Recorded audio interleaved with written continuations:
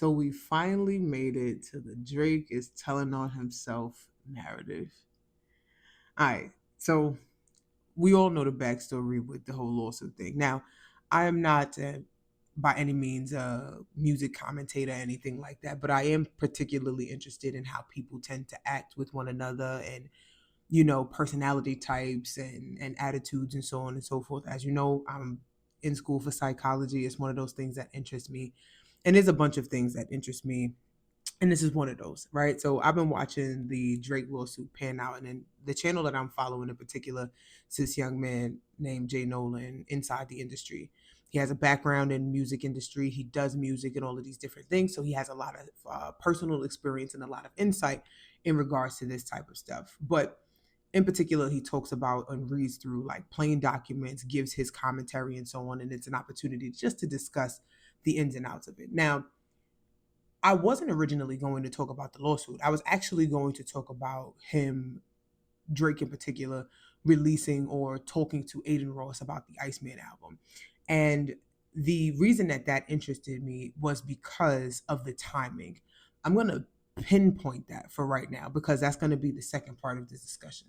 We're going to talk about this lawsuit first and what I think is coming of this. So, hot topic of it right now is the fact that Bro Deadass is asking for K Dot's kids' paternity and all that. Like he's asking about DV and all of these different things. So I'm gonna do a quick overview. So I'm gonna say this first things like just as a preface to this whole conversation. I am not a legal professional by any means, right? I want to say that clearly. Now, I do have some experience with employment law and contract jobs and that sort of thing, and schooling and things like that will give some insight. But this is not something that I'm practicing. I am not by any means an esquire or anything like that. I'm not a lawyer. So I don't want people to take this as a fact, right? And I also think it's important to understand that when we're talking about the sciences of like law and whatnot, it is a judgment call. So that's the other thing too. I think that people misunderstand that kind of nuance. And based on it being rooted in judgment, it does mean that it can have a multitude of outcomes that make sense, even if it's not the best one or whatever the case might be. And so, in light of that, I want to talk about this thing called precedent. So, an important part of understanding law and how people make decisions in law and so on is what's happened in the past, right? So you want to keep a consistent practice so that the law is applied the same way or as close to the same way as possible. And we understand that from situation to situation, circumstance to circumstance, there can be nuance, there can be, you know, creative differences and so on. There's so many different things that can change the outcomes or how you would look at something. But overall, you want to be able to dive into the pinpoints or the basics of any particular instance so that you can apply the law in a particular sort of way. So this is why I'm interested in it. I also want to preface with the fact that I am a person that has pretty bad nerves and can be a bit hypersensitive in the sense that I'm always watching people's behaviors and so on and so forth. And this is why I wanted to have the conversation about the Iceman conversation prior to this. But this is another layer that I think is interesting, if you will, right? I definitely wrote this stuff down because I could quickly go off the deep end and I want to be as direct and to the point as possible. I want to keep this short, one take type stuff. All right. So keep up with me. So again, in regards to precedent and law and contracts, here is where things get funny. So one thing that I thought was particularly interesting is that he's actually like this again, is telling on himself, where he's like, yo, this is what they did with the story of Adidon. And I thought that people would pick up on this notion that Drake has been telling on himself because he was so accusatory in the inflation of numbers, and he has been preserved and prioritized in his career for so long that he genuinely just can't believe that they didn't do what they've always done. Now, when he brings up this whole story of Adidon, that there was actually some review and some sort of shorting or dismissal or breakdown of what Pusha T was trying to do as far as dissing Drake back in the day was concerned. That I thought was so interesting that he finally like came out and told it. But I think that he's trying to kind of spoon feed this a little bit slowly so that he doesn't completely uproot and destroy his career. But I think that moving forward, that everyone should be looking at this with an amount of perspective that Drake is kind of holding up his mirror. And he's letting people know that all of the things that he's accusing UMG of, I would make the argument and have reason to believe that he has seen it himself, right? So it's not that people are just coming up with things and it's just poof and it's out of nowhere. No, there's some semblance of truth. And my perspective is that he is actually speaking to the experience that he's already had. Now, of course, the fans and things like that may not want to lean into that narrative too much because I don't think that it's the fun one. But there is a reality that there is this thing called fluff in marketing that's absolutely, legal.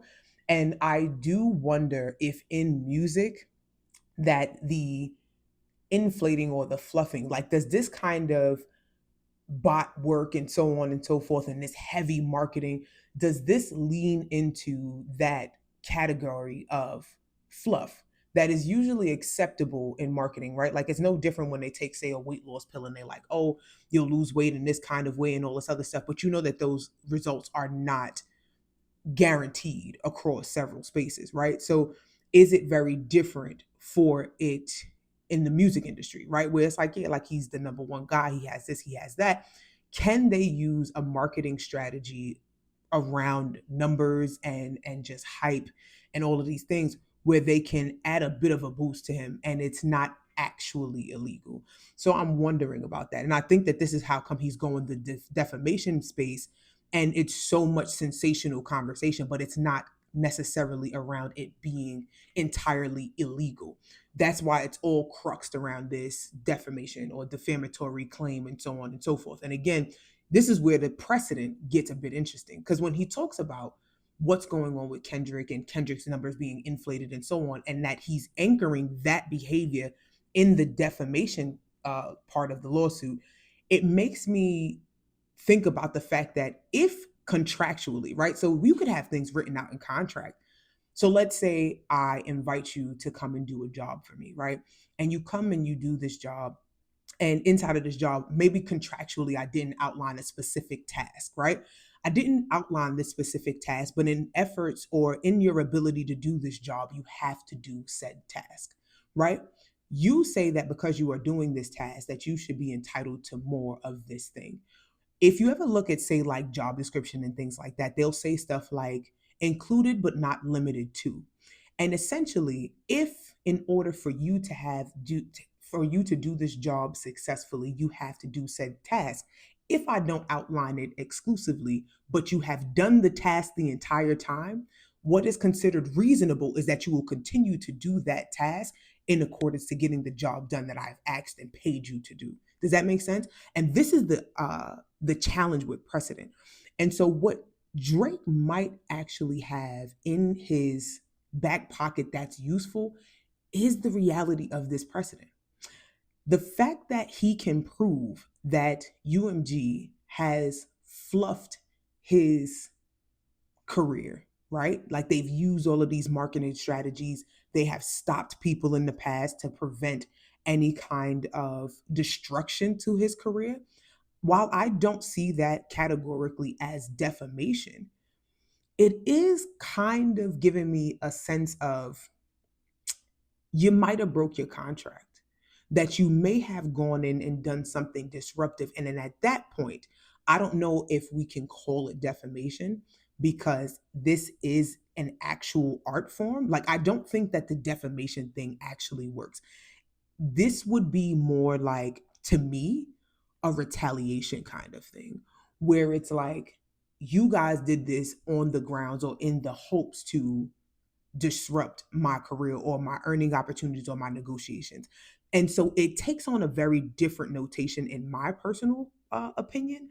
But I also am really interested in seeing where the judge goes with this. And I think that this is how come the lawsuit has had momentum in the first place. I think that when they're having these discussions in chambers and so on, that these things come up, like what Drake has experienced and how his career has been so comfortable and how he's been coddled throughout his rap journey, that essentially he's at a point where he's saying, why are you doing something different? And he can point to something inherently that would incentivize him doing the wrong thing. So he's calling it defamation, I think, to save his brand. But in reality, I think that this fits more of a retaliatory thing. And he's essentially fighting back against that. But again, this is just my perspective on the sideline. And one of the other parts that came up that I think is nuts is that he's also talking about he's asking for documents, right? So he asked for Kendrick's kids' paternity. Now we all understand why he did that. I hope that we do, right? He's trying to actively prove a point or undo any possible counterclaims related to the things that he said. So whether it's been a conversation in chambers or they're literally watching YouTube reactions, social media content creators and so on have these discussions, reading comments that say, well, if he's going to sue for this, then Kendrick absolutely should countersue for the claims that he does X, Y, and Z to his wife, and taking on this same defamation claim. Remember, defamation can't stand if they're telling the truth. So he's looking for validity in his argument, which I think is some real bitch ass shit. I'm sorry, I had to say it that way. I think that that is superiorly corny because bro, dead ass is like, I'm gonna go and see if this is true and if it's valid. Because if he can find a glimpse of validity in the stuff that he said, he can knock down the argument of defamation. But again, I think it's exceptionally corny. And I think that Drake is very much still hiding behind this whole retaliation kind of thing and this breach of contract. And he's mad at UMG for just not stifling Kendrick. But I think that that's a telltale on how much Drake's career has been, again, fluffed as far as marketing and heavy advertisement is concerned. And, you know, the thing that I always talk about, how effective conditioning actually is. So, on some level, this notion of conditioning is not allowed in marketing, but inherently it still is available and still active in things like if you see the same person all the time and they have this like demeanor of excellence and high value and all of these different things. And guess what? You kind of fall for the trope. You fall in place, you follow the scheme, and most people they kind of go with it and they listen to Drake, they enjoy Drake. I will also say to be again transparent, I am not necessarily a Drake fan. And I stopped being a fan when he did Started from the Bottom. I thought it was outrageously disrespectful that bro came out with a whole song talking about starting from the bottom and he dead ass was on a TV show. Like, bro, don't play in my face. But I've been had this kind of notion that hip hop has given way too much leeway for people to come in and kind of cosplay, right? Like they come in and they act tough and people act like they about a certain life and they've been exposed to certain things. And really, in the words of Hove, niggas ain't bust a grape in a fruit fight. Like it's corny as hell to me. But again, that's, you know, just perspective so that don't take me as somebody on one side or the other and just being, you know, again, transparent in how I feel about all of these things. Another thing that Drake was asking about was the market that Kendrick is appealing to. And I think that what he's trying to build here is that comment that he made about slave music. I don't really like this one, but I feel like it's a valid and valuable space to stand in because a lot of people are saying that Drake is kind of ushering in his MAGA fan base. And I think that he's doing that on purpose because and the marketing, right? Or the people that is engaging with Kendrick and so on becomes valuable in that because now he needs to make a determination on who is going to support his next big boom, which is why he's overseas and things like that. And again, this is just my perspective. And I personally am looking at it with a full on side eye. And it's a side eye in a different kind of space because now it's kind of like, oh, you're not just you're not just a fragile dude. Like you're a real big ego, fragile, vindictive kind of dude. And that to me is top tier corny. Like I personally am not crazy about it. And I wish that I could say something better about this moment, but honestly, I can't. I can't. And this brings me into the original reason why I'm here. This whole conversation that he was having originally about the Iceman album, I will tell you, first thing that I thought when I saw that he was talking to Aiden Ross or Aiden Ross, whatever this motherfucking name is, about his Iceman joint. It was such a big deal that son, you know, Aiden just kind of shrugged it off. And everybody's trying to understand, like, why are you trying to bring somebody like Aiden Ross into the fold? Like, why are you trying to have him support your cultural cash? Like he's the guy. that's going to support your culture cash. But it's really about the numbers. It's really about the marketing, and I think that's the root of the Young Money Rock Nation beef. We'll thumbnail that one too, because I promise I'll be back with that. And this whole Iceman thing made me think about. I don't think by any means that it is an accident that Jid was just on the Joe Budden podcast, or JID, because let me say his name right. JID was just on the Joe Budden podcast talking about J. Cole selling Dreamville Fest and the excitement around the fall off. And Joe Budden iterated in that same podcast that regardless of what's happened, I think that J. Cole's Fall Off album is still highly anticipated. I am also going to completely mention of the big three, J. Cole is my guy. 1000%. I'm not apologizing about it. None of that. So if you don't like him, you might as well skate. Anyway, with that being said, it's not weird that like a couple days later that Drake is out here trying to talk about Iceman. And I think personally, that Drake has been trying to like punch at Cole, right? And they were all trying to set it up, but they couldn't get the right angle because Cole is not the guy. Cole is not the guy personally for rap beef anyway. And not because of the apology or nothing like that, but it's like Drake, you was never really like shitting on Cole rap ball for ball. But I digress. Um, but when you watched how things panned out, there was always like the Potters, the podcast, the Drake Glazers, they kept planting seeds. They kept planting seeds. Oh, J. Cole this, J. Cole that, J. Cole this. And J. Cole came out with the Clouds joint. It's like, yeah, nah, Drake is my nigga. Like, we're not doing that. We're not playing that game. It couldn't stick. Drake dropped the ball in one of his joints and he was like, fuck what Cole is talking about. And I'm like, okay, like there go to hostility again. So, in my personal opinion, again, as a person with bad nerves and is hypersensitive and watching weird movements, when Drake decided to come out and say, by the way, like he had listened to my Iceman and him and Aiden is online talking about it, and he was like, "Oh, Aiden, you don't sound interested. You sound underwhelmed." I'm like, "Oh, you're competing with J. Cole on the low, ain't you?" Right? Because think about it. I'm like, they both half and halves, both got white moms. The beige rage thing that Charlemagne is always making fun of. You know, Cole is not as accoladed, if you will, right? As far as, well, there's probably some room for that. But I would make the argument Grammy for Grammy and all that other shit, right? Like Drake is technically more accoladed than Cole is. But Cole has more culture cash than Drake does. I could get into it why I think that is, but I think more importantly, and what I'm paying attention to in this discussion is that that's a problem for Drake. I'm watching Drake and I'm saying to myself, like, yeah, Drake definitely befriends people in the space that he thinks that he's better than them. This is my opinion. And the fact that Cole did not succumb to the battle in the same way that Drake did, that people still want to hear from Cole, that people still fuck with Cole, like there wasn't this dismantling. I won't deny that there probably wasn't a bit of an exodus, if you will, but there is still this very, very big pocket of people that's like, nah, Cole is that guy. And even the people that want to make the argument that they don't like him and don't fuck with him, they're going to listen to his shit and they want to see what the fuck he got to say.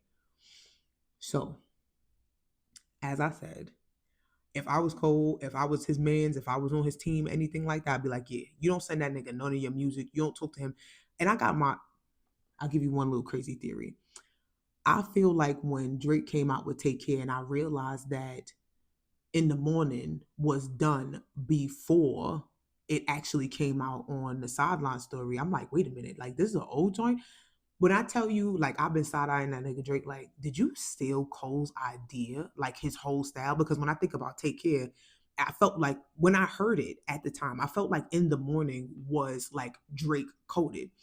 When J. Cole did his podcast and that motherfucker said he sent Drake the verse and everything, he sent him the song so he could put a verse on it and everything else.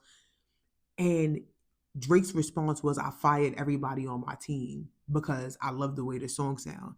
And then you have this Take Care album. When I tell you, and I'm like, is that what Dot was talking about? Did Cole foul? I don't know why you still pretending.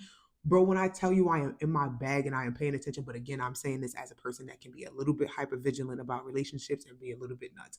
So Take it with a grain of salt. But that's it. I'm getting out of here. I think that Drake is a little bit weird. I think that the big three conversation was cool while he thought he was the biggest of the three and he wanted to put all of that stuff together. And now that we here and all of the fucking wolf clothing is coming off and now the sheep is being revealed, because I'm not gonna say and play with y'all. Drake has never been the guy that y'all tried to push him to be, which I think is also another thing about hip hop culture and whatnot, which is why he turned his back on it, because y'all turned y'all back on him so quick. But again, that's just me and my feelings with my thoughts. This video is long enough. I appreciate y'all so very much. I will be back with another one. As always, have a great night. Thank you for listening. Thank you for subscribing. Thank you for views. Take care.